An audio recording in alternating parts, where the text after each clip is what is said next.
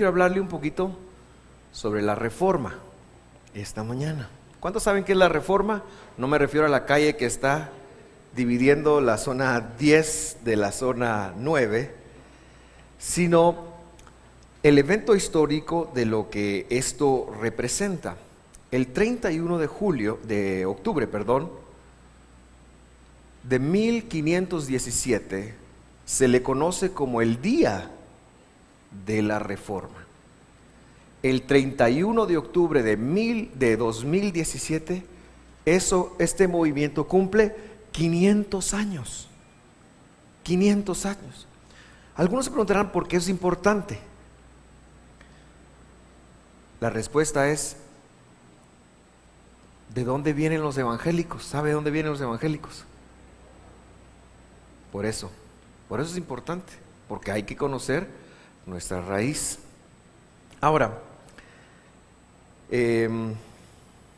algunos pueden decir: mire, pastor, hoy va a predicar un poquito de religión. Pues no, yo quiero contarle un poquito de historia y después de eso quiero extraer las verdades sobre la cual este movimiento nació y que lamentablemente muchos cristianos nos hemos apartado de ellas.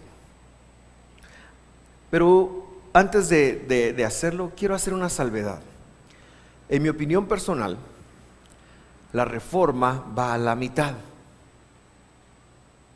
¿Cuántos han leído el libro de Hechos? En la Biblia, levántenme la mano los que han leído el libro de Hechos. ¿No les da la sensación de que el libro de Hechos no se culminó? ¿Verdad que esa sensación da? A los que no levantaron la mano, les encarguísimo yo, ¿verdad? Que lo lean. Pero a los que lo han leído, ¿no les da la sensación de que el libro no termina? Y es una sensación correcta, el libro no ha terminado. ¿Por qué? Porque lo seguimos escribiendo nosotros aún el día de hoy. Entonces, en mi opinión, esta reforma le hace falta que nosotros regresemos a la congregación original, a la congregación del libro de Hechos. Pero bueno, vamos a entrarle al punto. Ahora yo me quiero ahorrar un montón de datos históricos y demás con usted. Sin embargo, quiero sentar una buena base. Entonces vamos a ver un video que me va a ayudar a mí un poquito a explicar, y después de eso yo voy a decir algunas cosas y vamos a aterrizar en las verdades que propiciaron esta reforma. Así que veamos el video. La Reforma Protestante. El movimiento de la Reforma Protestante es una parte importante de la historia cristiana. Fue el origen de una serie de cambios necesarios para la reforma de la Iglesia. Este movimiento se originó en el siglo XVI, instigado por la necesidad de mejorar la Iglesia cristiana. En 1516 y 17, Juan Tetzel, un fraile dominico que sirvió como comisionado de indulgencias papales, fue enviado por la Iglesia Católica hasta Alemania con el fin de vender indulgencias para conseguir dinero para la reconstrucción de la Basílica de San Pedro en Roma. Las indulgencias se referían a la reducción de la pena por el perdón de los pecados. Martín Lutero protestó por la práctica de la venta de indulgencias en un escrito enviado a Alberto, arzobispo de Maguncia y Magdeburgo, el 31 de octubre de 1517. Lutero adjuntó una copia de las controversias que para él suscitaban dichas indulgencias, lo que luego se convirtió en las famosas 95 tesis. Para Lutero el perdón era una prerrogativa de Dios. La venta de las indulgencias y las absoluciones no eran aceptables. Los cristianos debían ganarse su salvación en el seguimiento a Cristo, no por la compra de las indulgencias. Lutero colgó una copia de sus 95 tesis en las puertas de la iglesia del castillo de Wittenberg, el mismo día que había redactado la carta que hoy se considera el origen de la Reforma Protestante. En 2 semanas, sus tesis recorrieron toda Alemania. y en un mes ya se conocían en Europa. Lutero fue rápidamente seguido por Calvino y Ulrico Zwinglio.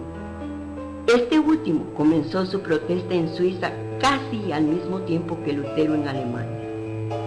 Después de la excomunión de Lutero, los escritos de Calvino ayudaron a impulsar el movimiento en Suiza, Escocia, Hungría, Alemania y el resto de Europa. Zwinglio y Calvino fueron apoyados por los ayuntamientos de Zúrich y Ginebra. Comenzaron a gestarse los grupos protestantes como los luteranos, los calvinistas, presbiterianos, anglicanos y anabaptistas.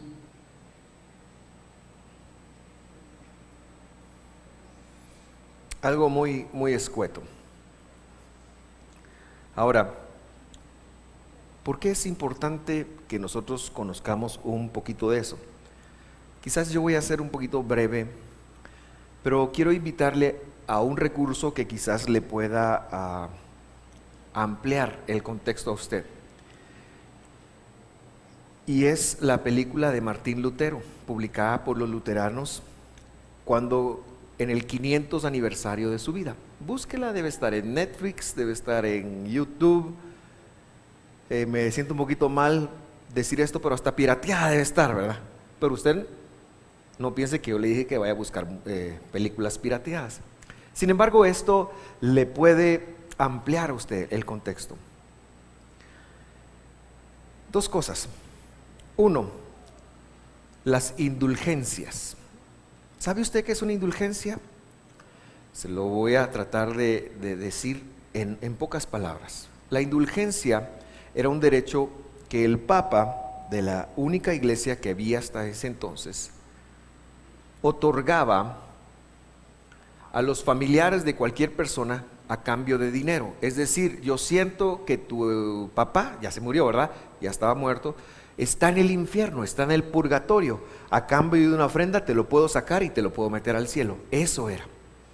Es muy importante conectar que el poder corrompe.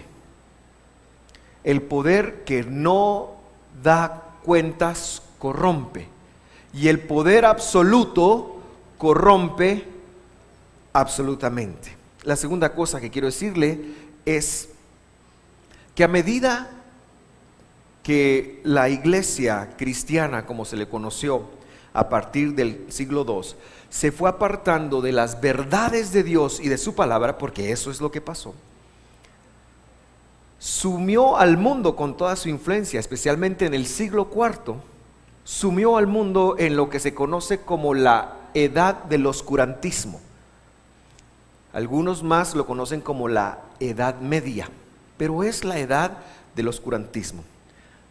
Nosotros los cristianos o los de la religión cristiana somos responsables de las peores atrocidades que se hayan cometido en el mundo en esa época. Es decir, usted mira que un musulmán se inmola ahora y se quita la vida y uno se pregunta ¿por qué? ¿Qué le pasó? ¿Qué le pasa? Eso era lo que pasaba con la iglesia cristiana en la oscuridad, en la Edad Media. Ellos llegaban y arrasaban, por ejemplo, las cruzadas. Y en el nombre de Jesús, se han cometido muchas atrocidades a lo largo de la vida. Y yo creo que la Reforma tiene muchos legados. Pero yo quiero hablarle tan solo de un dato que encontré por un economista de apellido Juli, y la fuente es el doctor César Vidal en su libro El legado de la Reforma, en la página 290, si usted la quiere ir a buscar. De 1901 a 1999, este señor compiló los premios Nobel, los premios Nobel que pertenecían a las ciencias no políticas. Usted sabe que el premio Nobel de la Paz es un premio político, ¿verdad? Y se lo dan a cualquier atarantado. El premio de literatura es un premio no objetivo, Pero los premios de física, química y matemática, él hizo una compilación basado en el desempeño de las personas. Estos premios se otorgan basados en el desempeño. Y de 1900, a 1999, el 64%, voy a decirlo de otra manera, el 86% eran o judíos o de países protestantes. Lo de los judíos es asombroso por el porcentaje mundial que son. Los judíos no son ni siquiera el 1% de la población mundial y son como nación o religión los que más tienen. Pero el resto viene de países protestantes. Queridos hermanos, los países protestantes hicieron muchas atrocidades después, pero son los más prósperos del mundo. Quizás ya no hay religión, quizás han sacado a Dios, pero la esencia de ellos fue lo que hizo prosperar su nación. La reforma trajo como secuela una prosperidad. Y vamos a ver por qué. Porque se amparó en 5 verdades. Y solo antes de seguir adelante, quiero honrar a alguien. Quiero honrar mis raíces. Mis raíces. Mi bisabuelo, Isabel Santizo, fue el primer cristiano convertido de su pueblo. Mi bisabuelo vivió en Río Blanco, San Marcos. Fue el primer cristiano evangélico que aceptó a Jesús con un misionero presbiteriano, es decir, alguien de la Reforma, específicamente del lado de Calvino. Mi bisabuelo conoció a Dios. Mi bisabuelo tuvo 3 esposas, no simultáneas. Si no, se le morían, era el viudo negro. Se le morían. Y con la primera esposa, él tuvo 5 hijas, mi abuela incluida. Mi abuela era la segunda de las 5. Con su segunda esposa, tuvo 3 hijas más. Una vez que falleció mi bisabuela, él se volvió a casar. Mi abuela sirvió junto con mi abuelo al Señor desde una pequeña edad. Ahora ya le estoy hablando de Caprican City, Quetzaltenango, que es en donde ellos se conocen. Mis padres se conocieron estudiando en el Colegio Presbiteriano Evangélico La Patria de Occidente. Yo estudié en el Colegio La Patria de aquí de Guatemala, presbiteriano también. Y hace 3 semanas tuve la oportunidad de ir a orar a la primera iglesia presbiteriana del país, la primera iglesia cristiana evangélica del país, que tuvo la autorización de venir por Justo Rufino Barrios en 1878. Y fue tan hermoso para mí, porque estando yo ahí conocí al pastor. El pastor me dijo: tú eres hijo de Vladi. Digo yo, me persigue eso, ¿verdad? Y eres sobrino de Josué y de mis tíos presbiterianos. Yo quiero que tú diriges la oración. Estaba orando un diputado que estaba pidiendo ahí apoyo en oración. Yo quiero que tú dirijas la oración, me dijo. Entonces tuve el privilegio de, en la primera iglesia cristiana evangélica de Guatemala, orar y pedir por la paz de nuestro país. Quiero decirle que esto no pasa por casualidad. Es el resultado de una herencia que lo alcanzó a usted y que lo bendijo a usted a oír la palabra de Dios. La reforma se basó en 5 principios, 5 verdades que yo quiero que usted escuche esta mañana y que usted le pase un escáner a esas verdades para ver usted cómo está con respecto de esos principios que son bíblicos y que en su momento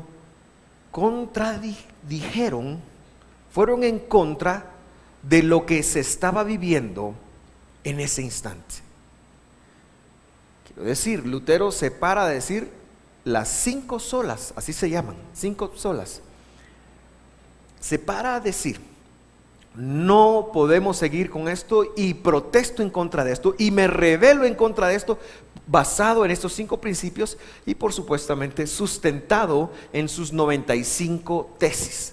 Pero el origen de eso son estos 5 principios que, si son principios, son vigentes aún hoy en día. Entonces no vaya a pensar: pastor, usted que se pone a hablar cosas tan antiguas, si ahora necesitamos agarrar la onda. No, ahora necesitamos volvernos a estos principios más que nunca. Le dejo los nombres en latín por si usted los encuentra, porque era el idioma de el clero en ese entonces. Número 1, la sola scriptura. Sola scriptura. El abuso era tal que las personas en ese entonces,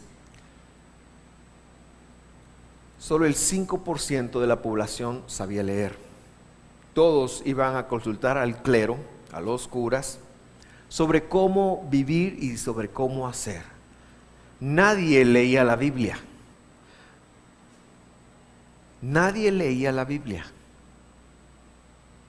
sino que iban a consultar. Si tenía problemas médicos, al cura. Si tenía problemas legales, al cura. Si tenía problemas de cualquier índole, iba a consultar al cura. Si usted viene un día y me dice: pastor, fíjese que no me siento bien, yo le digo, voy a decir: ¿de qué parte no se siente bien? Es que fíjese que tengo un dolor aquí. Yo le voy a decir: hermanito lindo, así como dicen en otra iglesia, vaya a ver a un médico. Eso no es yo sí le puedo decir la causa espiritual de lo que usted siente, porque Dios nos ha dado esa sabiduría, pero siempre lo enviaré a consultar a un médico. Si usted me dice: pastor, fíjese que tengo una disputa legal, ahí sí no sé nada. Entonces yo le voy a decir: hay un hermano que se acaba de graduar de abogado aquí en la iglesia. ¿Dónde está eso? Ahí está la señora. Al final te autorizo para que repartas tarjetitas allá afuera. Vaya a consultar a un abogado. Vaya a consultar a un abogado. Si quieres saber de publicidad, vaya a consultar a un publicista. Pero en ese entonces todo estaba centralizado en el clero. Entonces era muy poderoso. Y el clero se agarraba de la ignorancia de las personas para decir cualquier cosa. Martín Lutero se paró y dijo: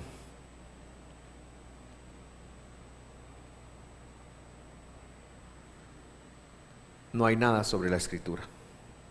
No hay nada sobre la Escritura. Timoteo, segunda carta, capítulo 3, versículo 16 dice: toda la Escritura es inspirada por Dios y útil para enseñar, para reprender, para corregir, para instruir en justicia. El principio de la sola Escritura enseñaba que solo la Biblia es la palabra de Dios, porque en ese entonces las personas decían: lo que yo diga es palabra de Dios. Yo quiero decirle algo: yo me paro todos los domingos en esta tribuna, pero lo que yo digo es tratar de explicar la palabra de Dios. Sin embargo, no es la palabra de Dios. No es la palabra de Dios lo que ningún hombre pueda decir. Quizás si la leo sí, pero ahí todavía tenemos un problema de interpretación. Es decir, no son mis opiniones. Aunque yo tengo como responsabilidad tratar de ser lo más fiel. Lo más fiel, esa es una responsabilidad que yo me tomé desde siempre. Y está mal que me eche agua a mi molino, ¿verdad? Pero yo quiero decirle que nunca he hablado de aquí para aprovecharme de alguien. Nunca le he dedicado un sermón a nadie. Es decir, estaba bravo con alguien y le voy a dedicar un sermón. Nunca he hecho eso. Estoy hablando en serio, porque lo he visto hacer. Sino que trato de pararme acá para discernir lo que Dios me ha dicho, que le comunique a usted. De todas maneras, no es infalible, es lo que estoy tratando de decirle. La Escritura está sobre todo. La Escritura está sobre todo. Y tenemos que entenderlo. La Escritura es Dios. Este principio nos dice: la Escritura es Dios. Dios es su palabra. Y tiene toda la autoridad. Es inspirada. Por lo tanto, es la única fuente de autoridad. Y esta escritura es accesible, no solo para el pastor que está aquí arriba, sino para cualquier persona que la quiera leer. Por eso, hágase un favor, conozca su Biblia, porque en ella está toda la autoridad. No, yo sé que hay gente que a veces, por desconocimiento, hacen cosas que no tienen que estar haciendo, que no están en la Biblia, van a buscar a personas que no tienen que andar buscando, porque solo la Biblia es autoridad. Eso es lo que dice la primer sola. Pregunto, pásate un escáner. ¿Es así en tu vida? ¿Es así en tu vida? ¿O estás lleno de supersticiones? Voy a comentar una superstición evangélica. ¿Qué caro está la carne? La sangre de Cristo. Es una superstición evangélica. Menos voy a entrar con las de hechicería. Le voy a pasar el huevo al niño, ese tipo de cosas. No voy a entrar en eso. Pero se hacen. ¿Cómo está tu vida con respecto de eso? Porque la Biblia es la autoridad mayor. Tú puedes hacer, me gusta mucho y honro al doctor Caballeros, lo honro como pastor, al doctor Harold Caballeros. Él, imitando a el pastor Austin, el papá de Joel Austin, agarra su Biblia cada vez que va a predicar y dice: esta es mi Biblia, esta es la palabra de Dios, en ella encuentro luz, encuentro verdad. Puedo hacer todo lo que mi Biblia me dice que puedo hacer, y no debo de hacer lo que mi Biblia me dice que no debo de hacer. Es un estilo de vida. La Biblia es nuestra brújula, es nuestro norte para saber cómo enfrentar la vida, porque en ellas hay palabras de vida eterna. Muy bien, los felicito por saber eso, porque hay una vida después de esto. Génesis 1:1 me impresiona hasta el día de hoy. En el principio creó Dios los cielos y la tierra. Y cualquiera que lee con un par de dedos de frente se va a dar cuenta que la tierra y el sol y todo no fue creado hasta el día cuarto. Entonces, ¿cómo dice que en el principio creó la tierra también? Porque no está hablando de eso. Está diciendo que en el principio creó los cielos, el mundo espiritual, y después creó la tierra, el mundo físico. Lo que quiere decir que todo lo que nosotros vemos y que palpamos y que tocamos, que es físico, tiene su origen en el mundo espiritual. Lo que indica a su vez que si tú estás enfrentando cualquier cosa, estás enfrentando una enfermedad, una deuda, estás enfrentando un problema familiar, estás enfrentando lo que sea que estés enfrentando, la salida está en la parte espiritual. Tienes que ir al mundo espiritual para encontrar la salida de lo que estás enfrentando en el mundo físico. Eso indica, pero el mundo espiritual lo administra la palabra de Dios. El mundo espiritual nos dice la palabra de Dios, cómo entrarle. Por lo tanto, es la llave, es el secreto del éxito de la vida. La palabra de Dios. ¿Es así en tu vida? Por favor, respóndete a ti mismo si no es así en tu vida. Hay que hacer un ajuste. Tenemos que hacer un ajuste. Yo le voy a hablar de mí. En mi vida no siempre es así. Algunas veces es así. No siempre es así. A veces me desenfoco. A veces se me va la onda. A veces me pongo burris.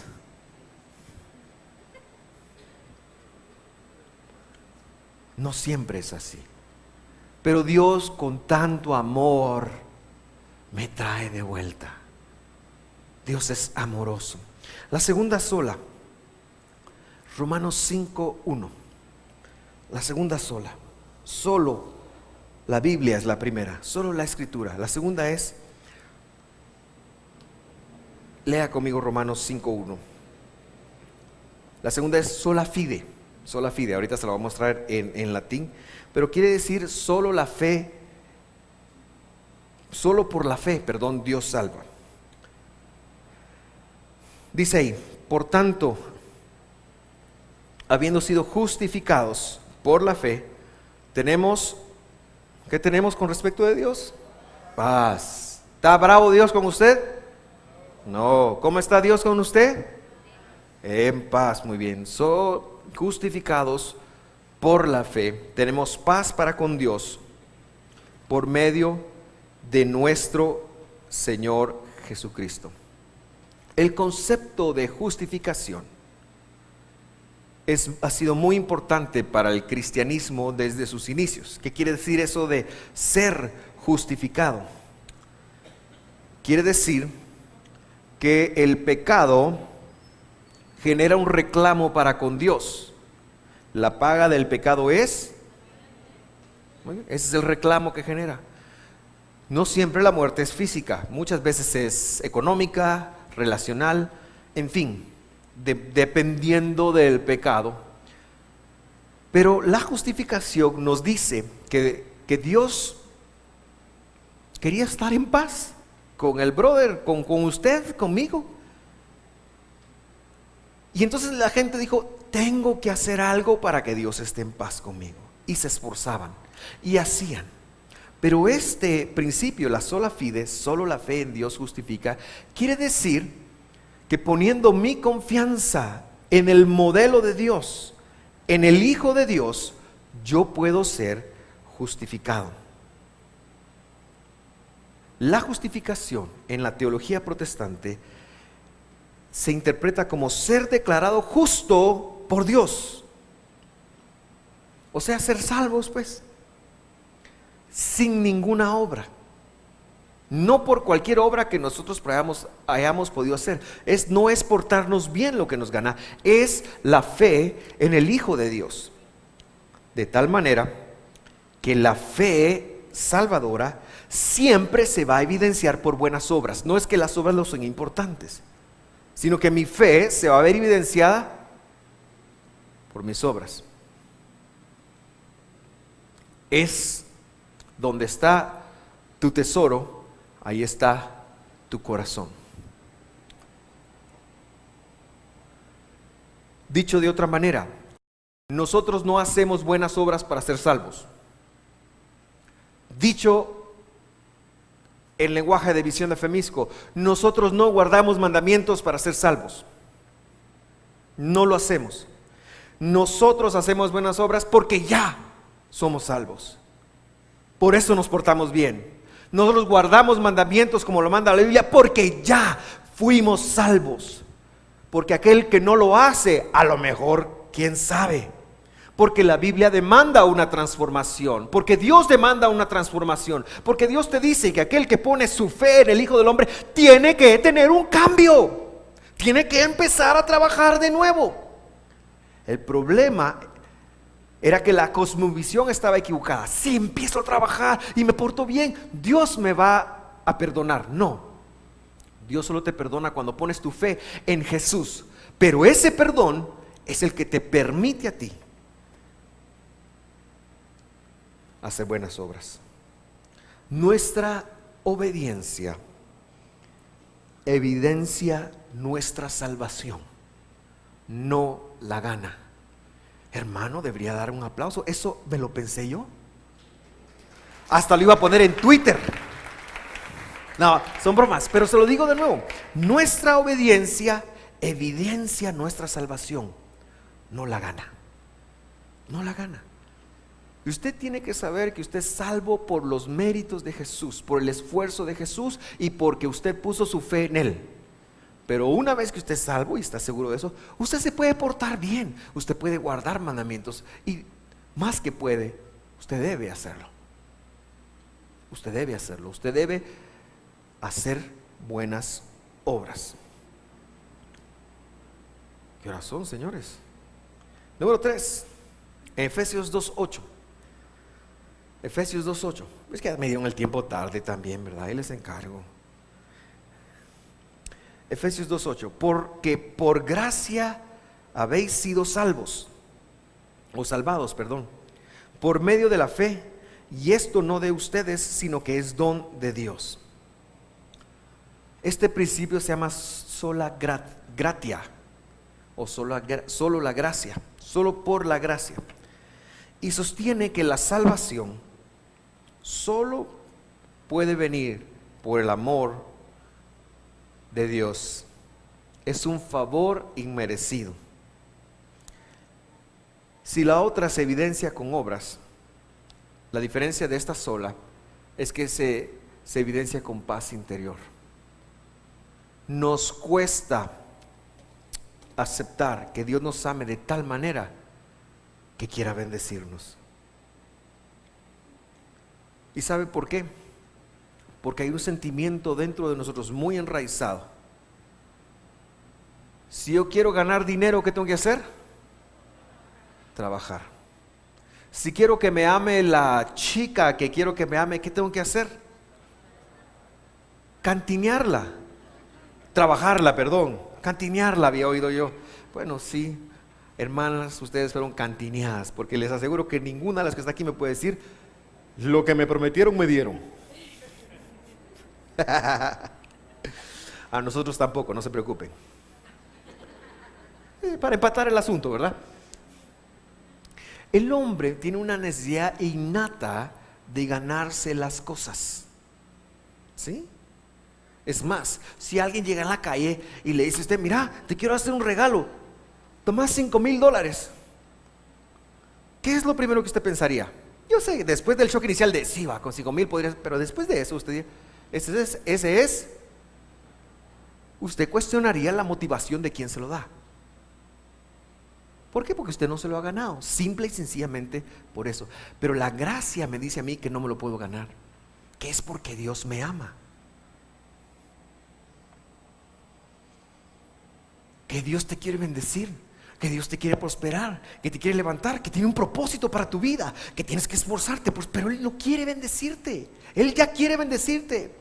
Una oración que Dios no mucho le va a tener: Señor, bendíceme, Padre. No, Él te quiere bendecir, Él ya quiere bendecirte. Lo que quiere es que actúes de tal manera como que Él te quisiera bendecir. Lo que quiere es que aceptes que tú eres el receptor de tanto amor. Eso es lo que Él quiere, eso es lo que la gracia nos implica. Tu esfuerzo hacia la vida debe desprenderse de la verdad de que si Él ya te entregó a Jesús, no te puede negar ninguna otra cosa. O como lo enseña Romanos 8:32, que no lo escribí, pero que se lo leo y que espero que usted lo lea y lo escuche con atención. Dice: al que no eximió ni a su propio Hijo, sino que lo entregó por nosotros, ¿cómo no nos concederá juntamente con su Hijo? ¿Alguien sabe qué es lo que sigue? Son 3 palabras. ¿Quién dijo todas las cosas? Muy bien, éxitos. Si no nos llevó a Jesús, lo entregó por nosotros. ¿Cómo? Si no nos negó a Jesús, que es lo que más nos podría haber negado, sino que lo entregó, ¿cómo no nos dará lo demás que necesitamos? ¿Cómo no te va a alimentar? ¿Cómo no te va a calzar? ¿Cómo no te va a vestir? ¿Cómo no te va a dar felicidad en tu matrimonio? ¿Cómo no? Lo que pasa es que hay que hacer ciertas cositas, ¿verdad? Pero esos son otros 20 pesos y para eso venga los miércoles de fe, porque ahí digo algunas charadas de esos, algunas cositas de esas, perdón. Y número 5. No, perdón, esa era la 3, ¿verdad? Es para ver si están contando. Number 4. Ok. Primera carta de Timoteo, capítulo 2, versículo 5, dice: porque solo hay un Dios y también un solo mediador entre Dios y los hombres, Cristo Jesús hombre. No necesitas de ningún amuleto. Jesús no está enojado contigo. No necesitas ningún intermediario. Hay un mediador. Hay un mediador. Jesús. Jesús puede con todo. Jesús puede con todo. Ni siquiera, escucho esto. Mire, lo invito a la iglesia, venga y ¿sabe qué? O sirva, no, primero me voy a portar bien. Primero voy a cambiar, me dice. Después voy a ir a la iglesia, pero primero voy a cambiar. No se puede, jamás va a pasar. Primero vengo a la iglesia porque Él me recibe tal cual soy, y en media entre Dios y yo Y Él mismo siendo Dios, pero aquí dice que el atributo del hombre de Jesús es el que media por mí. Y esto se llama solo Christus, solus Christus. Solamente por medio de la obra y la persona de Jesús somos salvos. Yo se digo cómo se llama. A mí la palabra Cristo no mucho me gusta, porque es no quiere decir ungido, pero la palabra hebrea, Mesías, Mashiach, es mucho más amplia, dice más lo que Él hizo. Me gusta más la palabra Mesías. Además, se confundieron y por ahí le dicen Cristo como nombre propio, y es función. Por eso no me gusta, pero Lutero y por eso le digo que nos falta la mitad, ¿va? Porque Lutero lo interpretó así: solus Christus. El punto es que solo Jesús me puede hacer parte del pueblo. Hace un momento participábamos de la cena del Señor y en ella hablábamos de un pacto eterno. Solo Jesús puede con eso. Los pactos de Abraham: haré de ti una nación grande, te bendeciré, el que te bendiga será bendecido y el que te maldiga será maldecido. Solo Jesús nos puede poner en esa posición. Solo Jesús, hermanos, solo Jesús. No necesitas a alguien más. Por eso, tú no necesitas que alguien te ame, te cuide, no, Jesús, solo Jesús. Si tú sueltas el hecho de necesitar a otras personas, podrás libremente compartir la vida con ellos. Necesitar solo a Dios. Amar, querer a todos. Ama a tu esposa, ama a tu prójimo, ama a tus hijos, pero no los necesites.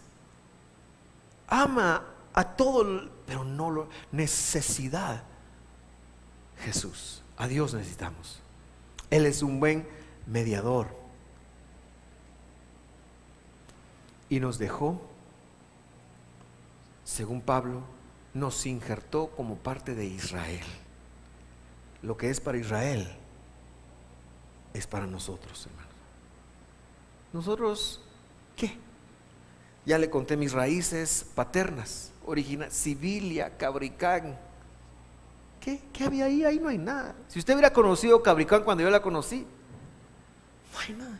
En Sibilia, muchos rubios, muchos canchitos así de ojos claros. Mi abuelo, alto, canche de ojos claros. Mi bisabuelo, perdón. ¿Qué dice? Que son descendientes de unos presos que trajeron de España, dice. ¿Qué de bueno? Nada. De mi lado materno, mi bisabuela conoce a Jesús, huehueteca. Tengo algo que comparto con don Boris, huehueteca. Le dice a mi abuela: necesitas educarte. Mi abuela fue la segunda o tercera promoción del colegio La Patria de aquí de Guatemala, con muchos sacrificios. Conocieron a Jesús y eso les cambió la vida. Conoce a mi abuelo, un español salvadoreño, andaba huyendo porque hizo averías en El Salvador y se encontró con mi abuela, y dijo: con esta me quedo. Le colocó 3 hijos, mi mamá la de en medio. Uno está con el Señor, el otro es el pastor de una de las iglesias más grandes de Guatemala. Es un legado, es un legado. Ya estuvo aquí con nosotros. Es un legado, hermanos. ¿Por qué estoy hablando de eso? Ya ni me acuerdo. Ya me acordé.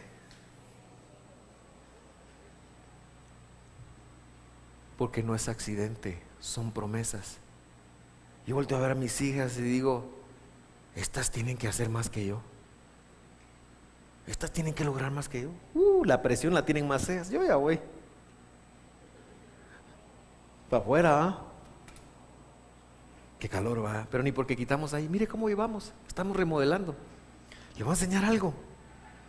Vamos a echar fuera al baterista. Mire, aquí lo vamos a poner. Estamos trabajando para que usted venga al Congreso. Esfuércese por venir al Congreso a traer una palabra, una promesa. nos hablaron del sábado ahí, pero desde el viernes y el domingo vamos a estar participando acá. Muy bien. Anuncios por demás. La última. Soli Deo Gloria. Quiere decir la gloria solo para Dios. Y esto enseña en que todo lo que nosotros hacemos, la gloria es solo para Dios, puesto que la salvación se llevó a cabo a través de su voluntad y su acción. Quiere decir que todo lo que tú y yo logremos es porque Él lo facilitó. Se evidencia desde que te levantas. Hoy en la mañana que te levantaste, ¿qué fue lo primero que hiciste? Gracias a Dios por un día más. Me llegas, Ana. Me llegas. Yo hoy en la mañana que me levanté, la primera vez, como a las 5 de la mañana, usted sabe, la naturaleza llama a descargar el vaso de agua de la noche anterior. Lo primero que hice es estar atarantado. Está así como, ok. Y lo segundo que hice cuando ya me encaminaba hacia el cuarto de baño era: bendito seas tú, Señor, que me diste un día más, toda la gloria. Lo viviré para tu gloria. ¿Se me olvida durante el día? Se me olvida. Pero más y más veo que Él me lo recuerda. Pregunto, ¿cuál es la razón de tu vida? ¿Vives tú para con tu vida darle gloria a Dios? Es una buena razón de vida. Te aseguro que esa razón de vida te va a generar muchas bendiciones y un buen lugar ahí arriba. ¿Vives tú para que Dios se lleve la honra, la gloria en todo lo que haces? ¿Sabes por qué? Esto compite mucho con nuestro ego, porque yo quiero recibir, yo quiero reconocimiento, yo quiero que me atiendan, yo quiero que me hagan. Y piénselo, solo podemos vivir de dos maneras: queriendo que nos hagan, que nos llenen, que nos mimen, que nos cuiden, que nos atiendan, que nos escuchen, etcétera, etcétera, o dando.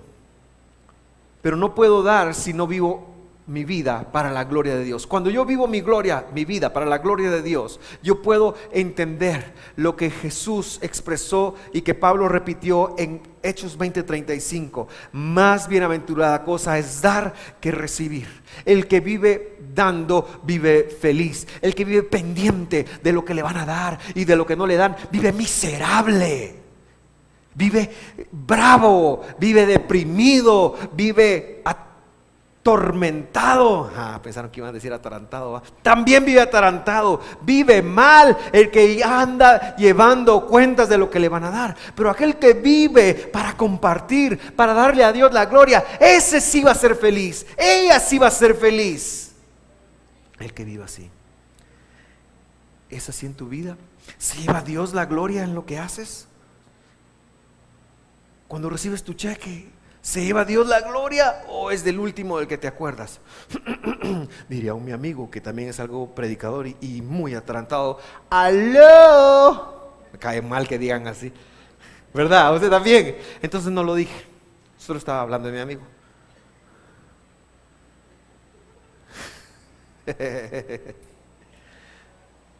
Cuando recibes una buena noticia, cuando te llaman para felicitarte, sí. O a lo mejor puede pasar, sí, la gloria para Dios, pero cuando yo era muchacho decíamos una frase: te cañás, ¿va? ¿Alguien escuchó esa frase? Te cañás. Quería decir: reconoceme que soy bien pilas. Eso quiere decir, ¿verdad? Ya no lo decimos, pero los humanos así vivimos. Cáñense. Se cañan, va, qué buena predicación la que me salió, y eso que hasta el viernes la hice. Cáñense. ¿Me voy a entender, queridos hermanos? ¿Me voy a entender? Esos 5 principios: la escritura, la fe, la gracia, solo por medio de Jesús, y que Dios se lleve la gloria en todas las cosas, dieron origen a algo que no era así, algo que la novia de Jesús se perdió. 1500 años se perdió. 1500 años se apartaron de la Biblia, se apartaron del Antiguo Testamento, se apartaron de las verdades que Jesús había enseñado. Jesús se dedicó a enseñar a cómo lograr el éxito en la vida, y esta gente se apartó. No te apartes tú tampoco, hermano, porque Dios no tiene nietos, y tu generación, bueno, ya conocía a Dios, pero tus hijos necesitan oír esto, tus descendientes, el mundo en el que vivimos necesita oír esto.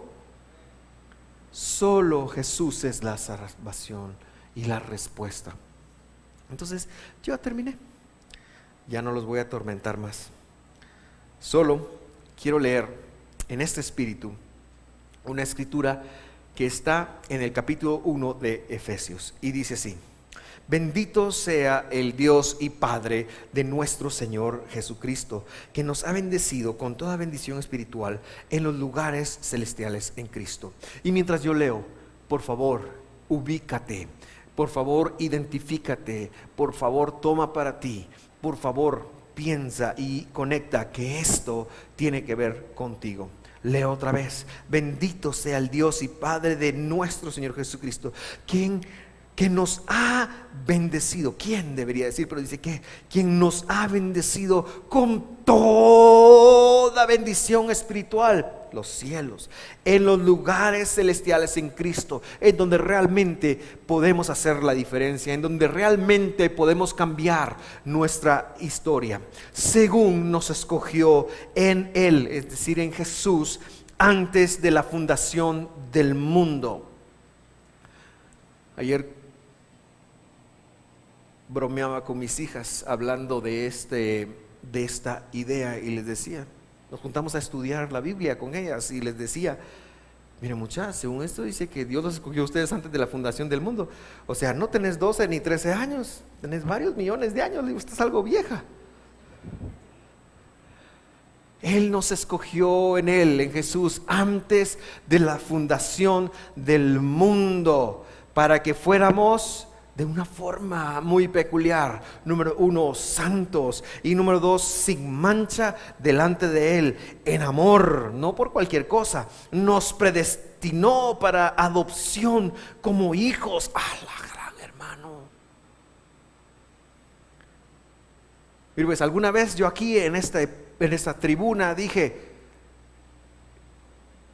¿cómo hubiera sido si yo fuera hijo de el señor Gutiérrez, dueño de ese pollito que usted ya sabe cuál, ¿verdad? ¿Cómo hubiera sido mi niñez? Andaría en helicóptero, les vendría a predicar en helicóptero. Ahí viene el pastor, dirían ustedes, ¿verdad? Pero eso no es nada comparado como ser adoptado por Dios. Los hijos de Bill Gates, yo soy hijo de Dios, señores. Usted es hija de Dios, hijo de Dios. Para sí, mediante Jesucristo, conforme al beneplácito de su voluntad. ¿Sabe qué quiere decir el beneplácito de su voluntad? A Él se le dio su regalada gana. De que quería, Él lo hizo a propósito. Usted está aquí a propósito, no es accidente. Por favor, responda bien a eso. No es accidente que Dios lo ame, que usted esté aquí, no es accidente. Contrario, lo hizo porque quería, con sus cosas y con las mías, con sus limitaciones y con las mías. Así lo hizo. Versículo 6: para alabanza de la gloria de su gracia que gratuitamente ha impartido sobre nosotros en el amado. Queridos hermanos, ¿qué más puedo decirles? No, mejor ya oremos. Viva distinto.